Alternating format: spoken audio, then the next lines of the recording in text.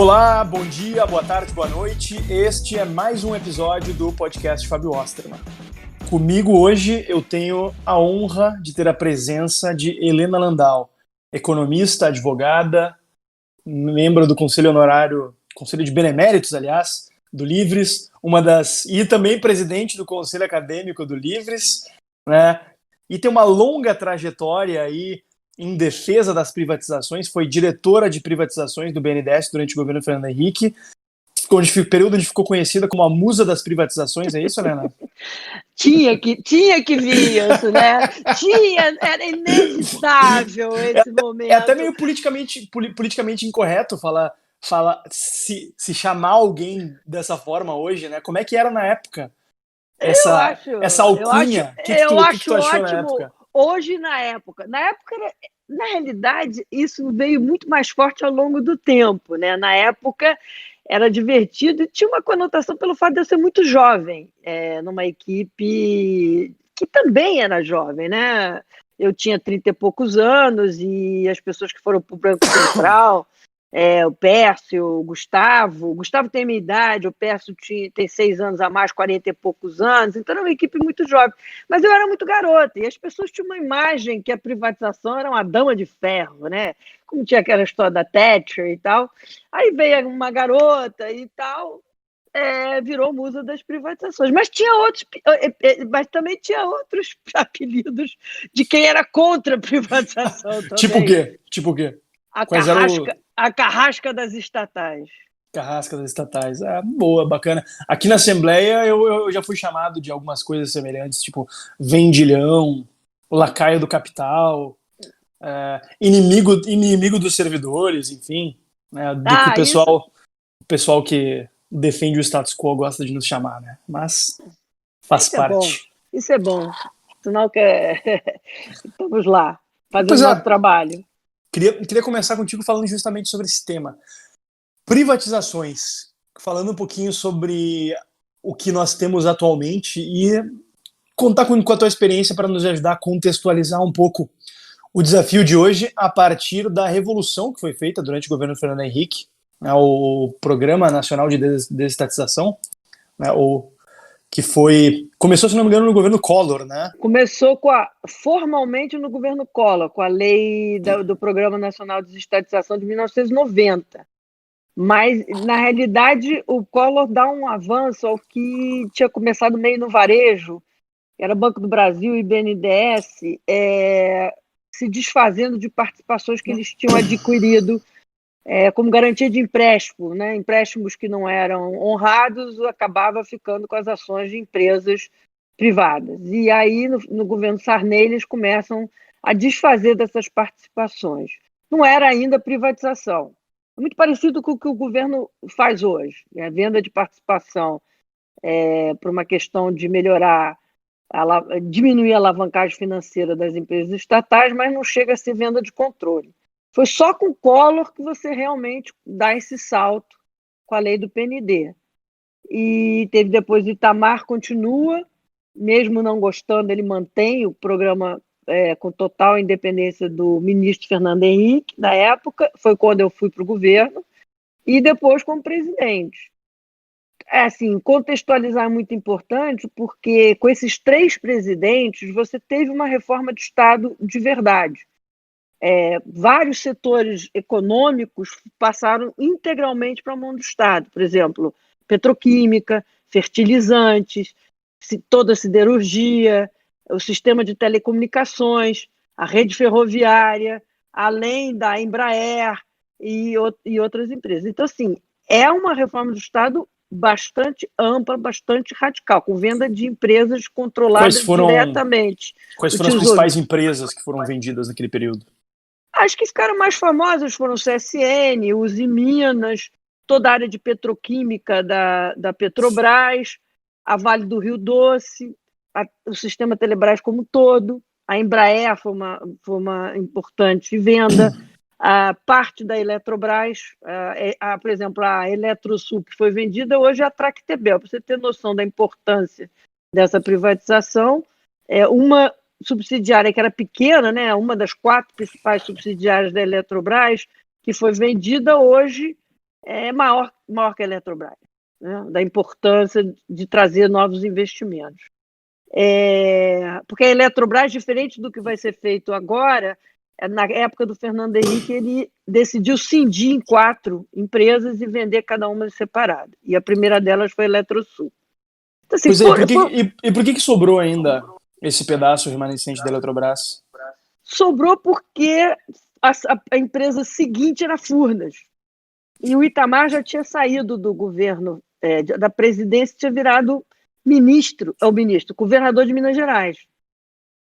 E os mineiros são muito ciosos dos rios e montanhas de Minas Gerais, e houve um movimento muito forte, político, contra a venda de Furnas, né?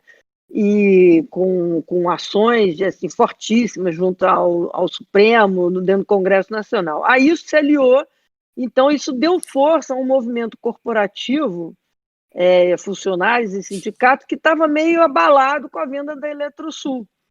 Então você juntou essas forças, você não conseguiu sequer fazer assembleia que permitisse a venda, porque você tinha que tirar a parte nuclear de dentro de Furnas.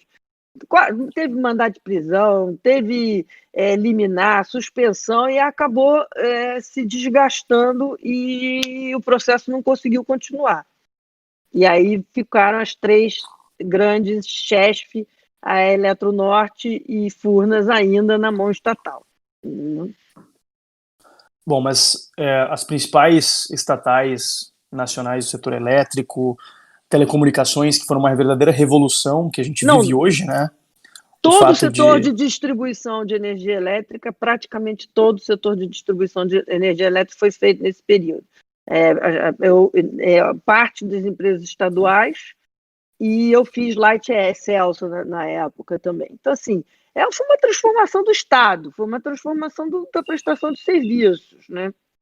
Só alguns estados que têm uma mentalidade ainda mais arcaica, que mantiveram na época não só companhia de energia elétrica, como também bancos, né? Como o caso do Rio Grande do Sul.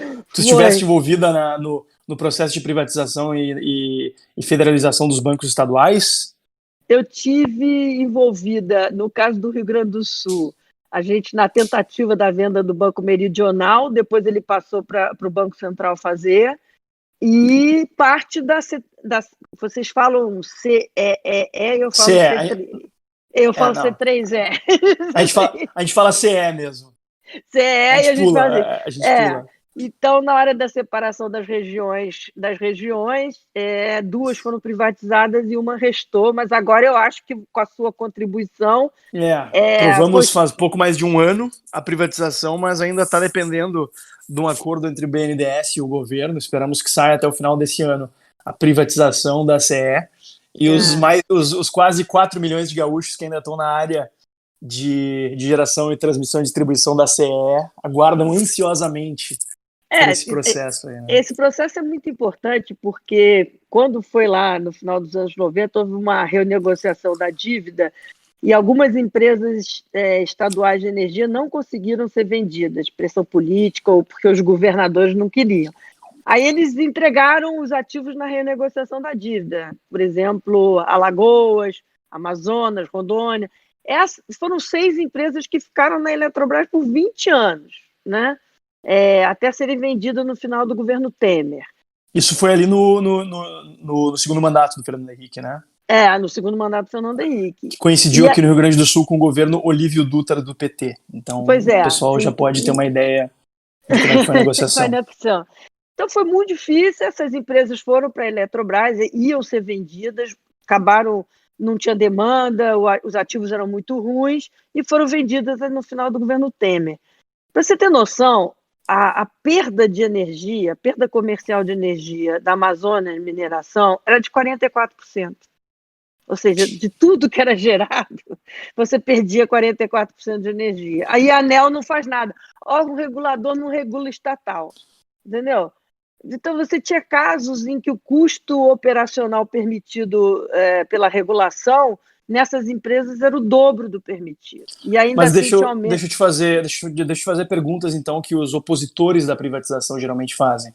Mas se a gente privatizar, qual vai ser o interesse da empresa privada de levar a energia elétrica para os lugares que moram populações mais pobres ou populações que moram em regiões mais remotas? Bom, ela ganha na oferta de energia, então o interesse dela é legalizar todos esses consumidores que de alguma forma estão fora do sistema. Né? Isso é a primeira coisa. Depois a tarifa, já existe tarifa social, existe subsídio cruzado dentro das tarifas. Eu pago mais do que uma pessoa de baixa renda.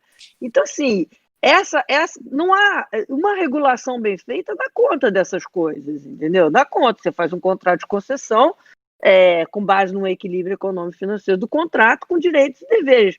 Agora, não é justo você chegar e dizer assim, não, mas vai aumentar a tarifa em relação ao que hoje se cobra em Rondônia. Não, tem que aumentar, porque se você faz 20 anos sem investimento, e se você está privatizando exatamente para melhorar a infraestrutura e a qualidade, você tem que remunerar o investimento, a menos que o governo complete com dinheiro do Tesouro algum investimento. O que não é desejável, obviamente. O que não é desejável. Então, o primeiro ajuste tarifário tem que ser feito. Mas, por exemplo, no leilão dessas empresas que foi feito no final do governo Temer, tinha uma composição entre menor tarifa, mais investimento, foi todo organizado porque eram ativos de má qualidade, muito má qualidade, e você precisava atrair o investidor privado. Eram anos sem investimento público nessas operações. Você perguntou dos bancos. Quando o presidente Fernando Henrique assumiu, o presidente do Banco Central, o Pércio Arida, era presidente do BNDES, né? Foi com ele que eu entrei no BNDES. Ele chegou a criar uma diretoria pensar numa diretoria para fazer privatização dos bancos estaduais. E eu cheguei a ficar uma semana em Brasília para talvez formatar. Mas aí se imaginou que era melhor eu ficar no Rio e dar continuidade no BNDES ao programa de privatização, que ainda tinha muita coisa para fazer, e aí a venda do Banespa, do Banerj, foi tudo feito ali, do Banco do Ceará, foi feito pelo Banco Central. Saiu do BNDES, foi feito pelo Banco Central. Sim, e, bom, uma outra pergunta, um outro questionamento que geralmente surge tá, mas como é que vocês querem privatizar empresas que dão lucro, como era o caso, por exemplo, dos bancos estaduais, e como é o caso, efetivamente, do Banrisul? Qual é a resposta que tu geralmente dá? A resposta é geralmente sim. Primeiro, dar lucro é obrigação. Não é isso que define se você deve vender uma empresa ou não. Toda empresa deveria dar lucro, né? Em primeiro lugar. Segundo lugar, dar lucro comparado ao quê? Vamos ver os custos de oportunidade. O que você poderia estar fazendo com aqueles recursos? Terceiro, compara com o setor privado. Entendeu? Então muita gente diz assim, não, porque a Vale do Rio Doce dava lucro e o governo vendeu. A Vale do Rio Doce explodiu depois que... E o governo vendeu a um preço baixo, né? Dizem, né? Que o governo vendeu a um preço baixo. Essa coisa do preço é muito divertida, porque as pessoas no início, que eu entrei no BNDES, as pessoas queriam que as empresas fossem vendidas pelo valor do patrimônio, ou que recuperasse tudo que o governo tinha colocado. Então eu dava sempre o exemplo da CSN, que você tinha que vender a CSN por, sei lá, 40 bilhões, porque o patrimônio, mas tudo que o governo tinha perdido lá dentro. Então, no fundo, você estava cobrando do setor privado aquilo. Ou seja, era um mero argumento para não vender, na prática. Né? As pessoas tinham enorme dificuldade de entender que que a empresa vale pelo que ela rende, né? Um fluxo de caixa ao longo de sua existência trazido a valor presente. E para você saber se a empresa está cara ou barata, você tem que comparar com seus pares. Então, a Vale do Rio Doce, na época, foi antes do boom das commodities, do boom de minério, ela estava mais caro em termos de múltiplos do que seus concorrentes. Quando você tem o boom do minério, agora, a União, como manteve uma participação na Vale, logo no início já ganhou em lucro, dividendos, imposto de renda, mais dinheiro do que tinha ganho em vários anos do suposto lucro que a Vale dava, né? Impostos gerados localmente também, enfim, empregos gerados. Empregos gerados, imposto de renda, dividendo. O problema da Vale é que o BNDES tinha entrado com... E de outro assunto também importante é o seguinte, se o preço está tão baixo, por que só tinha um competidor?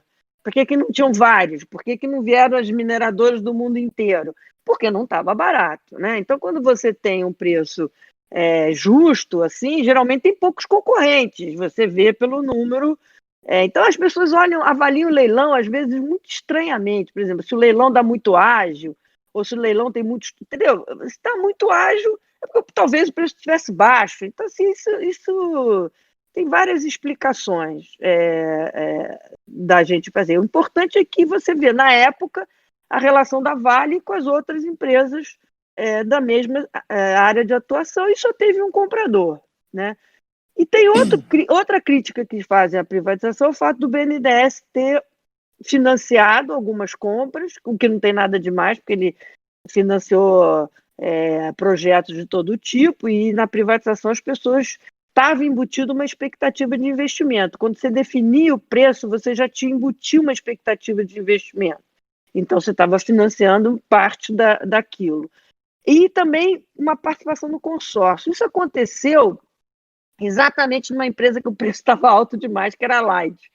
O preço foi fixado alto demais, muito acima das comparações que a gente podia ter. A gente nem tinha comparação, porque a Light foi a primeira distribuidora de energia do Brasil, e no final a gente viu que o preço estava muito apertado, a gente mal conseguia formar os consórcios e tal. E o BNDES falou assim, bom, eu vou dar uma participação para quem ganhar. Exatamente, como ele era setor público, não pode escolher o parceiro. Aliás, aproveita e explica para o pessoal como é que funciona a formação de consórcios para a aquisição de uma empresa estatal, porque muita gente está nos ouvindo aí, a gente tem uma audiência extremamente qualificada, mas às vezes é bom explicar um pouquinho melhor alguns termos técnicos. Encerrar esse raciocínio e eu explico o consórcio. Então, a ideia sempre foi que o BNDES entrasse e saísse rapidamente. A decisão de colocar o BNDES também é uma decisão do Tesouro Nacional, porque ele avalia do seguinte sentido: se o BNDES não entrar e o leilão micar, eu não vou conseguir vender essa empresa e vou permanecer o prejuízo do Tesouro dentro dessa empresa. Talvez Então, você calcula o tamanho da participação de forma que ela não seja grande e que dê um retorno a longo prazo líquido para o Tesouro, né? Porque o BNDES é 100% do Tesouro. Então, aí depois você vende a participação, e mesmo porque depois que a empresa é privatizada, a empresa se valoriza. Então, aquela participação que o BNDES detinha se valorizou. O erro está em permanecer ao longo do tempo como parte do controle acionário, como aconteceu no caso da Vale do Rio Doce, que no governo Dilma, inclusive, ampliou a sua participação, quase que estatizou a Vale do Rio Doce de novo. E você vê o tamanho da carteira do BNDES hoje em dia, com várias empresas, uma carteira que ultrapassava 100 bilhões, né? Com posições altíssimas de Eletrobras e Petrobras. E isso não faz sentido nenhum. Como é que são formados os consórcios, né? Você, geralmente, o consórcio, você tem, óbvio, uma exigência de qualificação financeira, né? E para isso todo consórcio, grupo de empresas apresenta avalistas, né? Tem uma carta de fiança para que garanta que aquele preço ofertado no leilão seja honrado. Então você pode juntar empresas, tipo assim, uma empresa do setor financeiro, um banco, com uma empresa especializada na área. Então você traz uma operadora de energia com um banco de investimento ou um banco comercial. Ou você traz empresas, fundos de pensão privados ou públicos, que precisam de ter uma certa liquidez, não podem só investir em renda fixa, porque atuarialmente eles precisam de investimento de risco. Então, você monta um grupo de pessoas com interesse em comum, faz um acordo de acionista e chama de consórcio XYB. Cada um desses membros do consórcio apresenta uma carta de fiança e participam do consórcio com essa qualificação financeira que apresenta. Em geral, você não exige necessariamente... Havia uma discussão muito grande na época se você deveria exigir especialização na área. Por exemplo, só compra a Vale do Doce quem for mineradora, só compra a Telebrás quem souber operar, etc. E a tendência mundial na época era não fazer essas exigências, porque você limitava o número de concorrentes. E dado que o preço era marcado um preço mais elevado, a pessoa, para ganhar dinheiro com a privatização, precisava saber operar um negócio. Então, implicitamente, a gente já sabia que ela ia trazer um bom especialista na área. Tudo isso foi posto em xeque com a venda das telecomunicações, porque quando o governo se deu conta, poucas semanas antes do leilão, se formou um consórcio que acabou adquirindo a Telenorte, que não tinha nenhuma operadora, que era um consórcio sem nenhuma especialização. E isso foi sendo questionado porque nunca havia acontecido na privatização que alguém comprasse um ativo de tanta importância, tão valioso, sem nenhuma operadora. E deu no que deu a Telenorte, a Oi, etc. E todos os processos que a gente viu vis-à-vis as outras, né? Então, isso é uma discussão, talvez, que não tenha se encerrado, né? Se você deve exigir especialização ou não. Mas no governo Fernando Henrique, o BNDES foi um instrumento essencial para facilitar e tornar possíveis as privatizações, né? Privatizações importantíssimas em setores estruturais da economia. Só que, 2002, foi eleito Lula. 2013, início do governo Lula, mudou o direcionamento, né? Se começou ali a partir especialmente do final do primeiro mandato do governo Lula, uma política de campeões nacionais. Qual é a tua visão sobre isso, sobre essa mudança no BNDES? Seguiu existindo a diretoria de privatizações ou não? Não, acho que não. Acho que não, mas eu diria que o governo Lula, no início, tentou emplacar a carta aos brasileiros, né? Então, o governo dele tinha o Palocci como representante, por mais paradoxal que pode parecer, de uma agenda de mercado, mas ele tinha um Marcos Lisboa, Ricardo Paes e Barros, então tinha aquela ideia de que poderia dar uma continuidade. O Lula fez uma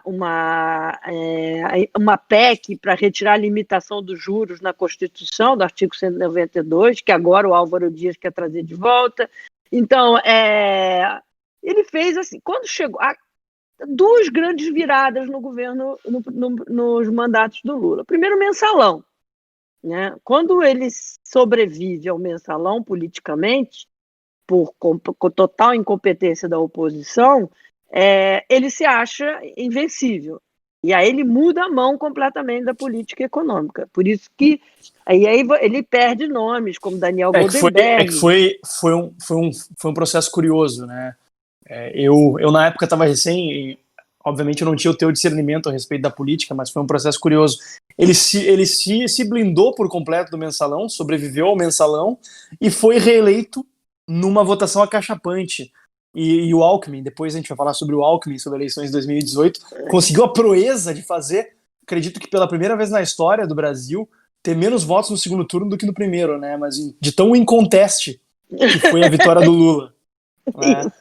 E ali, a partir do início do primeiro mandato, ele começou a colocar em prática também uma série de... Ele mudou a matriz, criou a nova matriz econômica. Eu estava até vendo aqui a data para não errar. Quando que o Luciano Coutinho se tornou presidente do BNDES? Maio de 2007, ou seja, nos primeiros anos de Lula 2. Mas você não sabe, se você comparar o Luciano Coutinho com o seu antecessor, o falecido Carlos Lessa, o Luciano Coutinho é prêmio Nobel, entendeu?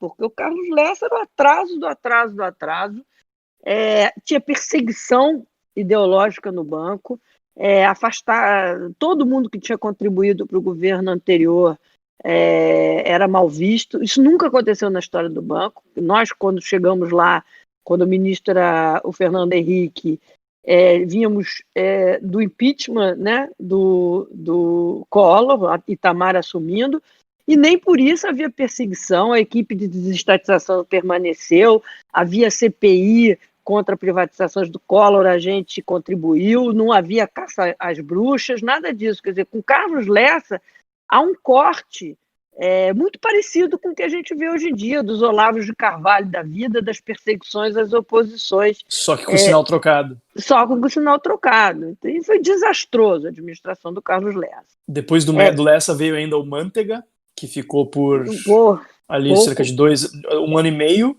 Depois o Demian Fioca, que ficou por cerca de 1 ano. E o Coutinho daí ficou 9 anos. Praticamente. E aí a grande virada vem, na realidade, com a crise de 2008. Quer dizer, primeiro, o Lula abandona tudo que a Carta dos Brasileiros, quando ele se percebe super-homem, né? Ele vence as eleições de 2006 e aí pode tudo, né? Mantega sai da presidência do BNDES e vai para o Ministério da Fazenda. Aí começa a destruição total da economia e no final, com a crise de 2008, o mundo todo começou a fazer políticas de injeção de liquidez e políticas contracíclicas, que é quando o Lula impulsiona o BNDES e consegue aquele crescimento recorde em 2009. Encantado com a sua varinha mágica, aí ele foi embora. Era para ter parado em 2009, 2010. Mas 2010, em plena eleição, aí você tem redução dos juros, aumenta a transferência do BNDES. Mas, para não falar só mal do BNDES, do Luciano Coutinho, a gente tem que entender que todo aporte que foi dado para o BNDES foi aprovado pelo Senado Federal, né? Porque precisa ser aprovado. Então, foram várias medidas que o Congresso apoiou. Então, juntos, na parceria dos campeões nacionais e do desperdício de 500 bilhões de reais, esteve lado a lado com Lula, Dilma e Luciano Coutinho, Mantega e o Congresso Nacional. E o grande personagem, que é seu conterrâneo, que foi esquecido de todos, que talvez o pior personagem desses governos, foi o Arno Agostinho, que era um secretário do Tesouro que achava que não havia limite para gastar. Mais um brilhante economista gaúcho aí. Essa é uma das figuras, do ponto de vista econômico, mais nefastas. Fez estágio no governo Lívio Dutra aqui antes. Pois é, então ele levou... Como secretário do Tesouro. Esse cara foi terrível, porque ele podia ter limitado, né? O BNDES é 100% do Tesouro. Então, assim, são 500 bilhões jogados fora, né? As pessoas... Eu acho engraçado que a Dilma, o Lula, o PT, seus amigos, são considerados um partido dos trabalhadores, o partido dos pobres, a maior política de transferência de renda perversa que o Brasil podia ter. Aumento do salário real do funcionalismo, 100 mil pessoas foram contratadas para o MEC sem nenhum impacto sobre a qualidade da educação, 500 bilhões largados no BNDES, que não aparece como subsídios formais no orçamento. Então você teria que contar o subsídio da taxa da TJLP para a TLP, né, a taxa anterior que era subsidiada para a nova que não estaria uns 9, 10 bilhões por ano. Então, assim, foi um desastre total absoluto. Não gerou produtividade, aumento de produtividade nenhuma na economia, a taxa de investimento não aumentou e geramos OGX, JBS, etc. Entendeu? Poxa, mas não foi um esforço tão bem intencionado assim, de investir nessas empresas, né, que tinham projetos tão bem sustentáveis, né, como OGX, OSX, MMX, MPX, XYZ, enfim. Né? O que será que aconteceu? Por que será que esses técnicos tão qualificados acabaram investindo esse dinheiro que não era deles em empresas como essas? Eu diria que a OGX, esquecendo do fato do Ike, etc., muita gente entrou na história do petróleo, e você, na realidade, eu brinco dizendo que a Dilma foi uma grande privatizante, porque, na realidade, ela criou a maior empresa de petróleo privado do Brasil, que foi a OGX, né? Então, infelizmente, foi a falência, né? Pois é, né? Para quem faliu a loja 99, não é expectativa, né? Então, não é surpresa. As pessoas ficam dizendo, não, agora os liberais que são desalmados, os liberais que querem tirar o direito do trabalhador, os liberais...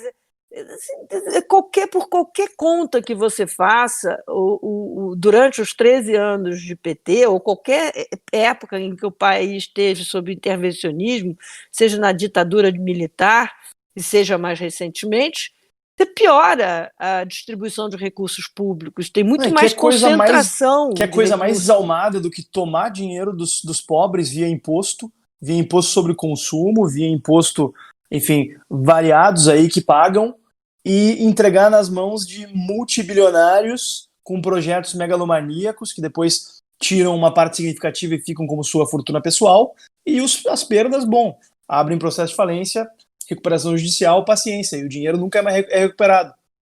Exatamente, e o dinheiro, por exemplo, vários créditos subsidiados têm como base do ativo dos bancos públicos a poupança do trabalhador, que compulsoriamente é obrigado a entregar o Fundo de Amparo ao Trabalhador, ou o FGTS, ou o BNDES e a Caixa Econômica, entendeu?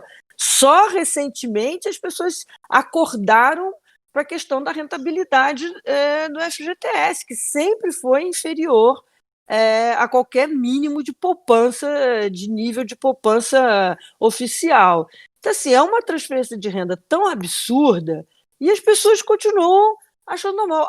As isenções tributárias duplicaram no governo Dilma, nos 13 anos do PT. Eram 2% do PIB, o que a gente chama de gasto tributário, aquilo que o governo deixa de arrecadar nas diversas formas de benefícios fiscais ou regimes especiais de imposto, saíram de 2% do PIB para 4,5% do PIB. E aí está a Zona Franca de Manaus, desoneração, o Simples, a pejotização, tudo isso.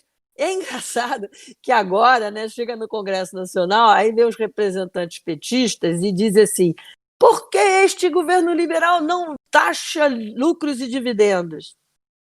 Os caras passaram 13 anos no governo. 13 anos, entendeu? Com ampla maioria no governo. Com ampla maioria na Câmara, no Senado. Ampla maioria. Então, assim, é um governo populista, que foi cercado de interesses corporativos, sindicais e funcionários e corporações, o grupo político do seu redor, que mantém em torno das estatais, e o Petrolão é a face mais dura disso tudo, no projeto de uma gastança totalmente sem sentido, e com Guido Mantega e suas projeções alucinadas, que o Paulo Guedes agora consegue superar, e o Arno Agostinho totalmente irresponsável. A nova matriz econômica que o Nelson Barbosa adotou, e o ex-ministro Nelson Barbosa continua defendendo a mesma política e atacando as políticas liberais, e o pessoal quer fazer crer que a perda de 10% da renda per capita em apenas 2 anos foi obra do curto tempo do ministro Levi. Isso 2015 e 2016, né? Assim, em 2 anos o PIB caiu 7% e a renda per capita regrediu 10%. Quer dizer, só nesse biênio a gente perdeu tudo que é a famosa década perdida, que você não era nascido, mas eu estava me formando. Mas que eu estava me formando, né, de desemprego e tal, representou de trauma na vida da gente, entendeu? É uma loucura, né? A gente conseguiu construir uma outra década perdida em um período em que a rigor o mundo vinha se recuperando da crise internacional de 2008. O Brasil passou, enfim, de uma maneira menos turbulenta que outras grandes economias, mas a gente conseguiu na prática empurrar com a barriga, né? E criar uma autocrise. A gente fez da Marolinha um tsunami. Exato. Interno ainda, né? Interno, isso que eu estou falando, porque Marolinha nunca foi, mas não precisava chegar ao tsunami, que foi o governo Dilma, e que a derrubou porque era um descalabro total e absoluto, e não tinha em quem confiar naquele governo, não tinha uma cabeça pensante para resolver aquela situação, né? Então, foi golpe? Não, lógico que não. Lógico que não. Imagina. Não, eu até fui contra o impeachment, você lembra disso? Eu lembro. Nossas discussões. Divergimos nisso. A gente divergia em muita coisa divertida mesmo, mas nesse ponto, não que eu não achasse que ela não tivesse cometido crime de responsabilidade. Tu achava que era politicamente ruim, né? Eu achava que era politicamente ruim, porque você interromper os erros da Dilma antes da que as pessoas percebessem o tamanho do erro. Ela ia sair de vítima, o ciclo petista e o ciclo intervencionista não teria se esgotado, fica as pessoas até hoje. Mas não foi exatamente o que aconteceu, né? Ela não conseguiu sair de vítima. Tu não acha que teria sido muito custoso para o Brasil a gente dar para ela mais 2 anos e meio de governo? Eu acho que depois que o governo Temer, tirando toda a parte política, discussões de corrupção e tal, depois do espetacular trabalho do governo Temer na área econômica, que acho que talvez tenha sido a melhor equipe econômica depois da equipe do Real, eu não podia prever isso na época, mas que, por outro lado, gerou agora. Eu acho que se a Dilma não tivesse sido impedida, talvez a gente já tivesse conseguido afastar o Bolsonaro. Eu acho que talvez se a gente tivesse terminado o ciclo da Dilma, talvez as eleições de 2018 não tivessem sido tão polarizadas. Então a gente não pode saber, mas na época eu era contra. Eu acho que ela saiu um pouquinho de vítima. O Lewandowski fez esse escândalo de manter os direitos políticos de um governo. Foi golpe, né? Isso é golpe. Agora, o Bolsonaro, por exemplo, ele cometeu muitos crimes de responsabilidade, inúmeros. Tá? Eu tinha um amigo que diz que, perto da quantidade de crimes de responsabilidade do Bolsonaro, a Dilma deveria ter sido julgada no Tribunal de Pequenas Causas. Tipo qual? Pra gente já começar a entrar na parte que acho que vai ser a mais interessante aí, até pelo momento que a gente vive, para entrar no governo Bolsonaro. Qual? A primeira, quebrar toda e qualquer regra de impessoalidade na administração pública. Né? Total. Mas dá algum exemplo?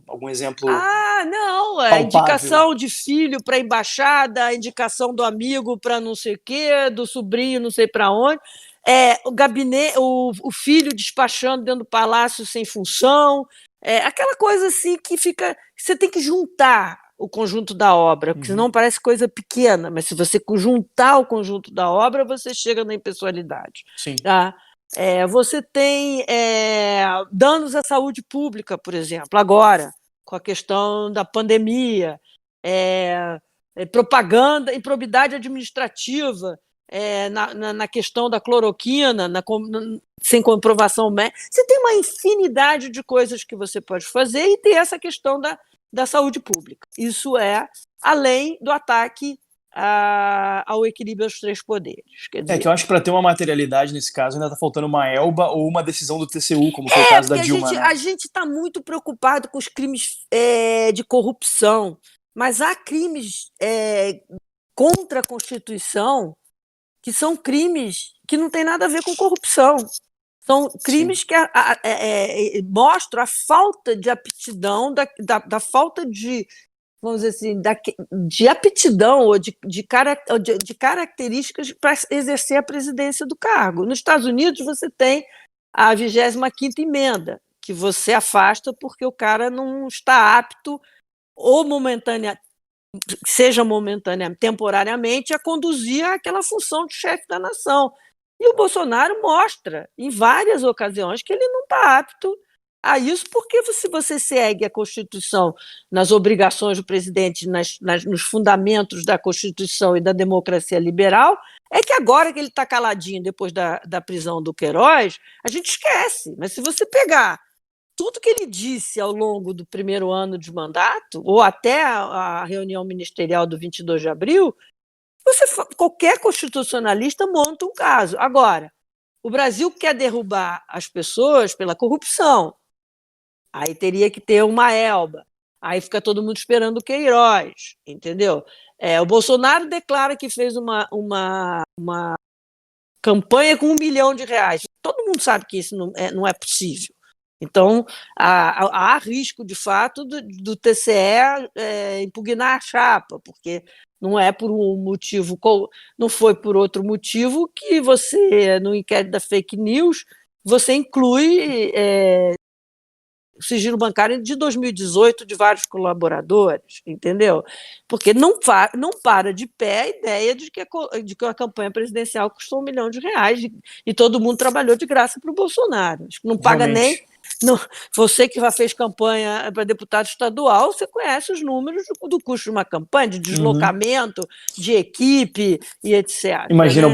o Bolsonaro, mesmo tendo sofrido aquele atentado horrendo e inadmissível, ele viajou pelo Brasil ainda. Né? Isso não justifica ele ter gasto só 5 vezes mais do que eu gastei viajando de carro pelo Rio Grande do Sul. Né? Então, assim, tudo uma questão assim, complicada, quanto a relação da família com Rachadinha, com Queiroz, chega até ele. Então, assim, o fato é o seguinte, ele não... Há uma ideia de que não haveria apoio político ou popular a seu afastamento. A gente não vai saber... Porque o impeachment é um julgamento político. Né? É um julgamento político. Ele tem que ter base jurídica, mas ele é um julgamento político. Sim. Então, a Dilma tinha as duas coisas. Tinha uma base jurídica. Eu preferia que ela tivesse, se fosse o caso, ou se tivesse sido investigada, tivesse sido afastada junto com toda a história das investigações, mas ela não foi investigada, então não posso... Estou dizendo, preferi em termos teóricos, entendeu? Acho que a população aceitaria mais do que um crime de responsabilidade fiscal. Ninguém acredita que as pedaladas dela foram graves. E foram, óbvio que foram. Então, tinha uma base jurídica, mas tinha apoio político. O Bolsonaro, a gente não sabe se tem apoio popular, porque ninguém pode ir para a rua. E esse negócio de panela não é suficiente para derrubar presidente. Talvez as manifestações na rua, especialmente depois da pandemia, onde o Brasil está acomodado com a ideia de que as pessoas morrem 1.000 pessoas por dia, né? Parece que meio que esse platô está sendo considerado razoável. Em qualquer lugar do mundo, 1.000 pessoas do mundo já estaria, no mínimo, um questionamento permanente da capacidade desse governo em lidar com a pandemia, a falta de um ministro da Saúde, orientações impessoais, né, em cima de fundação para obrigar a usar a cloroquina. Quer dizer, todo esse tipo de coisa passa assim, de forma marginal, porque ninguém pode ir para a rua.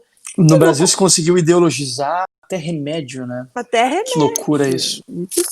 E no Congresso Nacional, acho que houve um erro em março, quando as pessoas havia um ambiente para o afastamento do Bolsonaro e muitos políticos acharam que não era o momento em meio da pandemia, porque poderia causar mais mortes, mais descontrole, mais desorganização.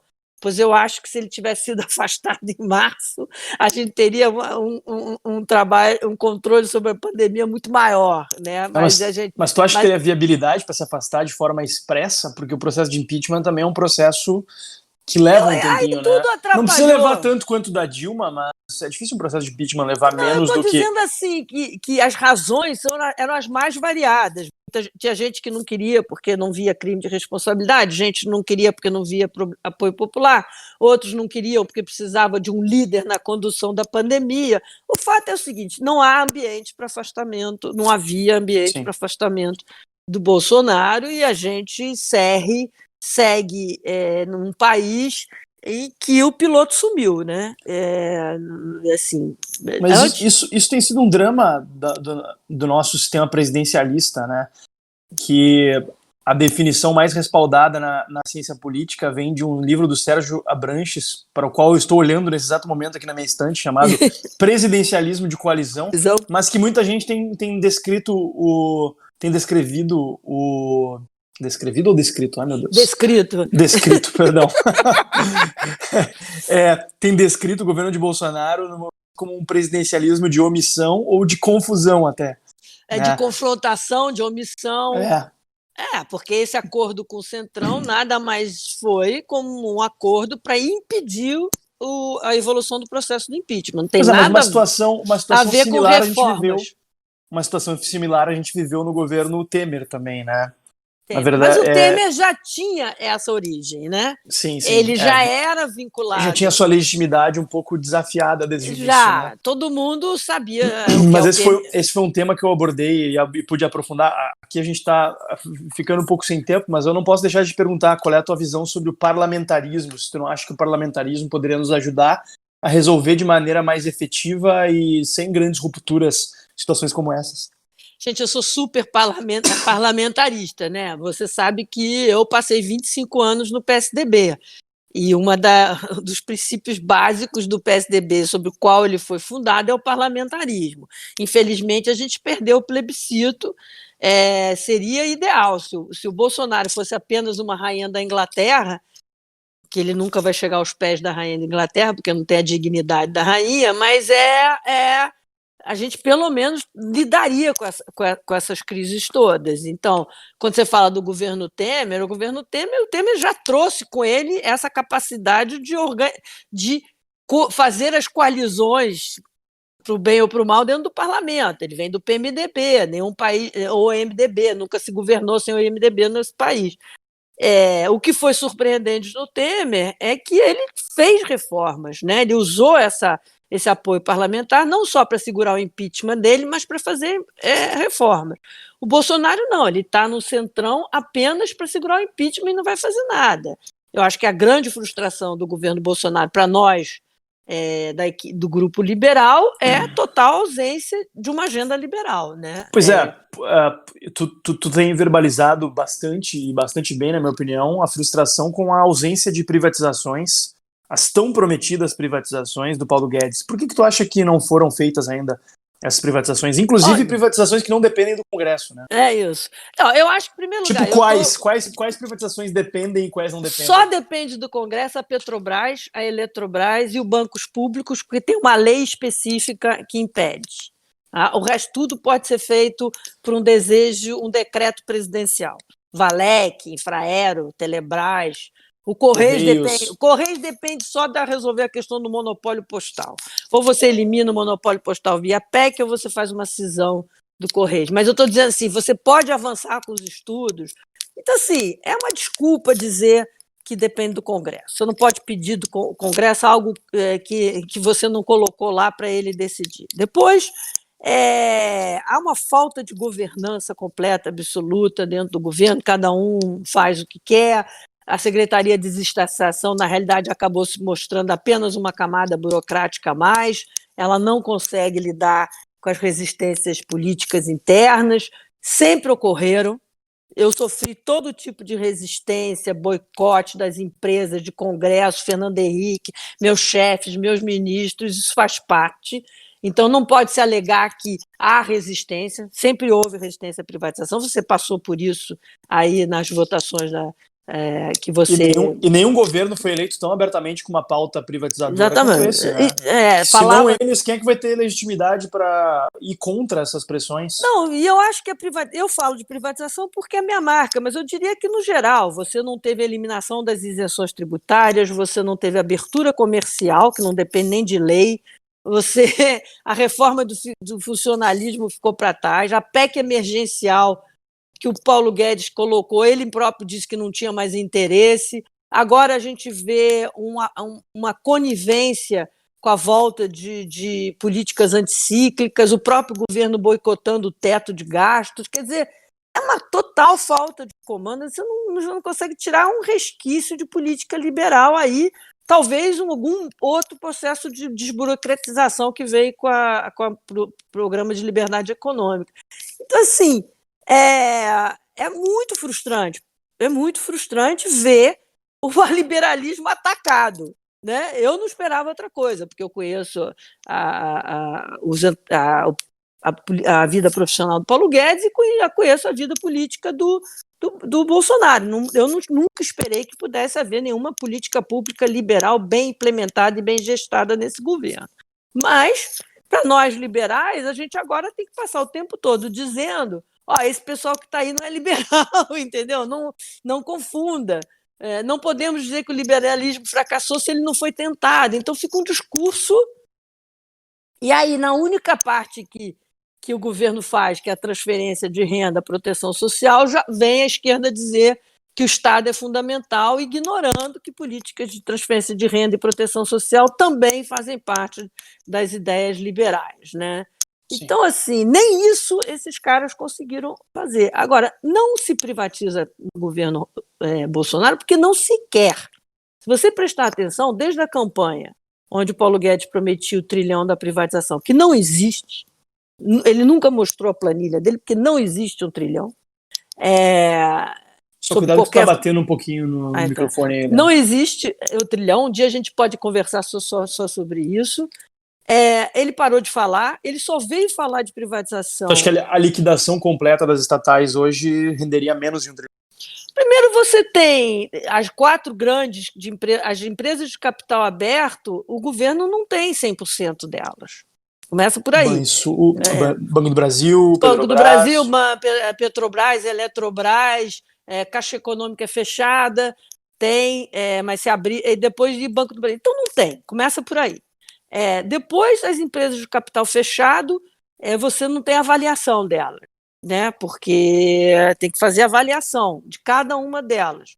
E eles pegaram o valor patrimonial, quer dizer, o erro que a oposição fazia na minha época para avaliar a empresa. Então, é um chute. Muitas delas você vai vender para se livrar do peso dela, você não vai arrecadar nada com isso, entendeu? Então, assim, não existe esse trilhão. Quando veio a pandemia, e você precisava, e ele menosprezou os gastos com a pandemia, ele falou assim, bom, eu vou fazer ações de apoio à pequena e média e à população se vocês me derem em troca o processo de privatização da Eletrobras. Aí usa a privatização como chantagem, usa a privatização... Assim, não tem um discurso político sobre privatização. Faltou manha política, né, então. Que a gente fazia na nossa época, entendeu? Olha, você prefere ter escola, saúde, educação, você sabe quanto custa manter essa empresa, você sabe... Então, assim, você não fala a linguagem da população. Isso que, seguramente, hoje tem uma porção muito maior da população que é favorável à privatização do que tinha naquela época, né? Tem, por causa do sucesso na energia elétrica, por causa das telecomunicações, por causa do fracasso que é o saneamento na mão dos estados, e, infelizmente, por causa da corrupção, que deu um apoio muito grande à privatização, o reconhecimento da diferença dos salários, né, das estatais com as empresas privadas.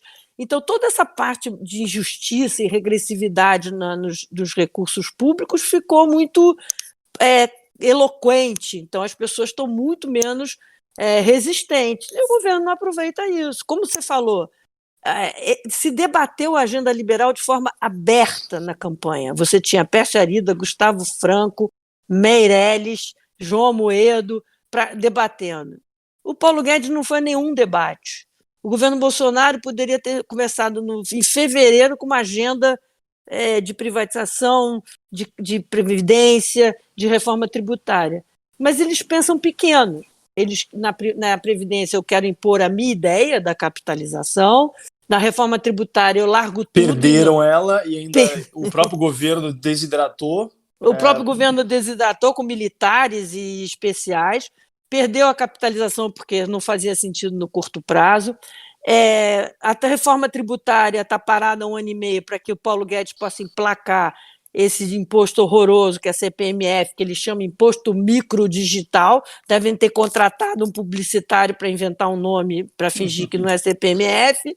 Então, a reforma da administrativa não sai.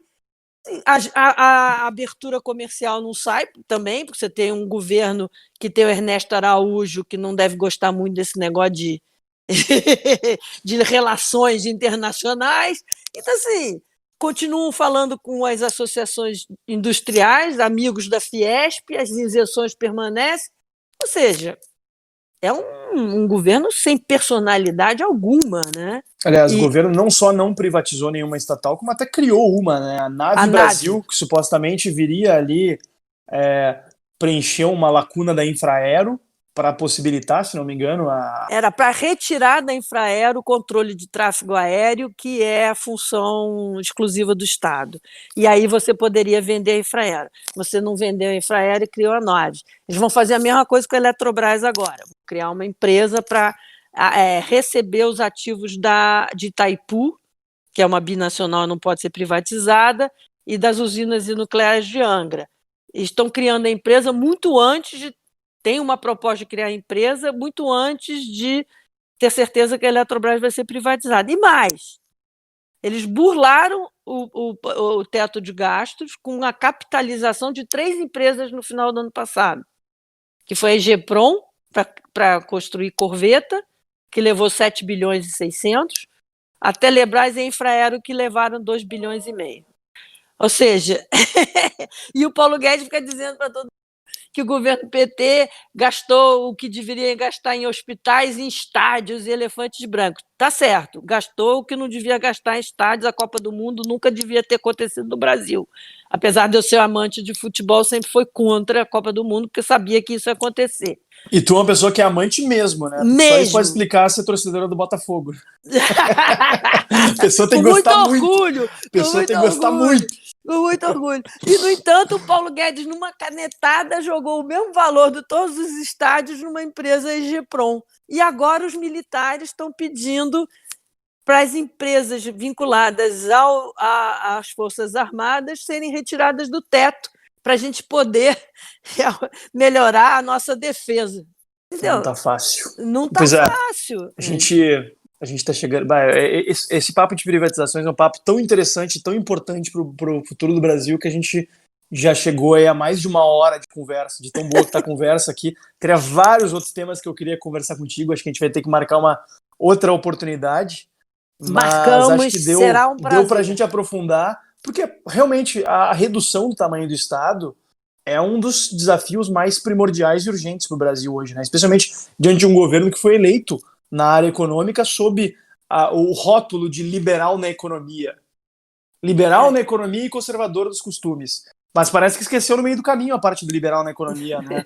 Exatamente. Então... Antes da gente encerrar, eu vou te dar alguns números, por exemplo. O Brasil tem 200 empresas estatais e participação direta, indireta e subsidiárias e acionárias em mais de 600 atividades. Dos últimos 10, de 2009 a 2018, ele colocou em subvenção e aporte em empresas estatais quase 200 bilhões de reais. São 500 mil funcionários. Você não consegue demitir nenhum funcionário estatal, apesar de ser seletista, se não fizer um PDV, porque a justiça manda recontratar. E mais, a minha grande crítica à privatização desse governo não é só porque ela não existe, é porque ela, ao não existir, ao ser feita só venda de ações e subsidiárias, ela não reforma o Estado, ela não reposiciona o Estado na atividade econômica. Você continua tendo Petrobras, você pode vender 10 subsidiárias, mas a Petrobras está lá, monopolista, influenciando, tendo militares nos conselhos das estatais, indicações políticas em vários lugares. Então, você não modificou a presença do Estado na economia brasileira. E aí você não privatizou. Pois é. Mas, Helena, para encerrar, eu quero te fazer uma pergunta que eu faço para todos os nossos convidados aqui. Eu queria que tu recomendasse aos nossos ouvintes um livro que tu leste recentemente que te deu uma sacudida nas ideias e alguma série que tu tenha gostado recentemente. Pode começar pela que tu preferia aí. A série, para mim, é Ozark. Ozark, para mim, eu maratonei, tô me sentindo órfã. Eu vi o primeiro episódio só, mas não dei continuidade. Recomenda, então. Não, Agora, livro é muito difícil, porque eu leio um pouquinho de cada livro. Então, tem livros mais teóricos, tem livros mais de romance. Então, eu vou dizer o que eu estou lendo agora, que é um livro chamado Pátria, né? Que é de um espanhol, sobre um atentado do ETA, numa vila, e que separa 2 famílias que eram amigas desde o nascer. Então, eu acho que ele é muito importante para a questão do discurso do ódio, dos inimigos, como que se separa a família, o que você separa as pessoas por conta de ideologia e uso da violência no debate político. Acho esse livro muito importante nesse momento. O autor é o Fernando Aramburu. Exatamente ele. O livro Legal. É excelente, de fácil leitura e importante para esse momento. Bacana, tomara que tu termine ele aí, então. Porque eu vi aqui que são 125 capítulos? Tô louco. Não, mas os capítulos são curtinhos, Ah, é? são curtinhos. Melhor. Então, assim, aí eu vou folheando vários outros ao mesmo tempo, dos economistas que ganharam o prêmio Nobel há pouco tempo, né, sobre a nova abordagem de economia, do Rajan sobre o terceiro pilar, e releio um pedacinho de Essa de Queiroz. Pode recomendar quantos quiser aí, porque no final do episódio vão constar na descrição todos os livros que tu recomendares aí. Então eu recomendaria o terceiro pilar. Se tiver algum livro bacana para o pessoal entender o período das privatizações. Olha, sabe no que governo Fernando Henrique. Esse é um erro nosso. A gente deixou a oposição inventar esse livro do Privataria, que eu nunca li. Privataria Tucana. Que na realidade, porque a gente não foi capaz Essa referência não precisa nem botar aí, viu? Não, eu nunca li. Então nem sei se meu nome está lá ou não. Foi escrito com restos de processos que não deram em nada. Muita informação, foi o que me disseram, muita informação que não faz sentido, eu nem perdi tempo de ler, mas isso fica uma lição, porque nós não soubemos defender o legado. Uma das mágoas que eu tinha com o PSDB foi exatamente essa, deixar a privatização, a jaqueta do Alckmin, o Serra não lembrar do legado de Fernando Henrique na eleição de 2014, quer dizer, é um partido que tanta contribuição fez para o país e não consegue se defender, e não consegue provar. O que faz a gente quase que começar a batalha a cada novo governo, entendeu? Ao invés de você resgatar o que fez de bom. Porque foi um pacote de políticas modernizantes do Fernando Henrique, que incluía desde políticas de inclusão, começou com a Bolsa Escola, o Vale Gás, uma mudança na educação e o Fundef, no Ministério da Saúde, até uma radical abertura da economia, privatização, responsabilidade fiscal.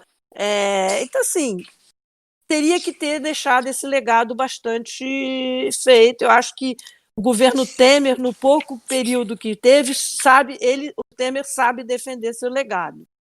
Deixa eu quebrar um pouquinho o protocolo e eu mesmo indicar um livro que eu acho que ele traz uma síntese bem bacana sobre o período Fernando Henrique Cardoso e a importância que ele teve na construção das nossas instituições, que é o livro Caráter e Liderança, do Luiz Felipe Dávila. Tu certamente conhece o Luiz Felipe Dávila, do CLP. Esse livro dele é um livro muito legal. O subtítulo é 9 estadistas que construíram a democracia brasileira. Então ele começa lá em José Bonifácio de Andrade e Silva e termina com Fernando Henrique Cardoso. E o subtítulo do capítulo é A capacidade de transformar crises em oportunidades para promover mudanças institucionais. Então, ao longo das ali cerca de 40 páginas desse capítulo, ele descreve de maneira muito interessante alguns detalhes sobre os avanços que a gente teve no governo Fernando Henrique, que obviamente não foi um governo perfeito, né? Enfim, obviamente há críticas a serem feitas ao governo dele, mas é importantíssimo a gente reconhecer também, especialmente em perspectiva histórica, né? A contribuição que o ex-presidente Fernando Henrique teve. Eu acho que tem os livros dele também, Presidente por Acaso, que é bom, porque é de uma forma de ler. Eu estou vendo aqui minha biblioteca, se alguém quiser ver economias mais recentes, seria o Economia do Bem Comum, do Jean Tirole, Good Economics for Hard Times, do casal ganhador do Prêmio Nobel, eu nunca sei pronunciar o nome dele, da Esther Duflo, e o do Alesi, que é o The Narrow Corridor. São todas abordagens mais novas de economistas. Não, a da Lesina não, desculpa. Do Acemoglu. Acemoglu, exatamente. Estou com a Lesina na cabeça. É da Acemoglu. Então, eu não li esse ainda, mas quero ler. Esses três, eu acho que... Corredor Estreito. O Corredor Estreito, a Economia for Hard Times, ou Poor Economics, e a Economia do Bem Comum, do Tirole, mais o Terceiro Pilar, eu acho que são legais, assim, né? Bacana. Legal, e o Pátria temos boas na área de romance. E sempre, né, para quem está começando no mundo do liberalismo, eu acho que deve começar pelo livro do Vargas Llosa, né? A Chamada da Tribo. Acho esse livro eu acabei de comprar, mas não li ainda. Não, é devorá-lo espetacular. muito em breve. É espetacular. E para quem está começando, em vez de encarar o Melchior, pega o Vargas Llosa ou o On Liberty, do John Stuart Mill. Acho ótimo para quem está começando. Maravilha. Excelente, Helena. Brigadão aí pela tua atenção, pela tua disposição. Eu que agradeço. E se você quiser outro papo mais à frente... Vamos ter que marcar, porque, por exemplo, a gente acabou não podendo falar nem do Livres, por exemplo. Poxa, como que a gente não vai... A gente nem mencionou, a gente mal mencionou o Livres, né? Pois é, imagina. Então a gente vai ter que marcar um outro papo para destrinchar papo algumas questões liberais, falar sobre o liberalismo nos tempos de hoje. Enfim, esse papo vai ter que sair. Mas eu queria te agradecer muito pela atenção e pela disponibilidade aí.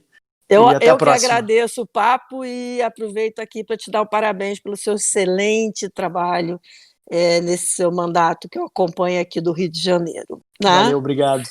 Beijo grande abraço. A todos. Beijo para você. Tchau. Até mais.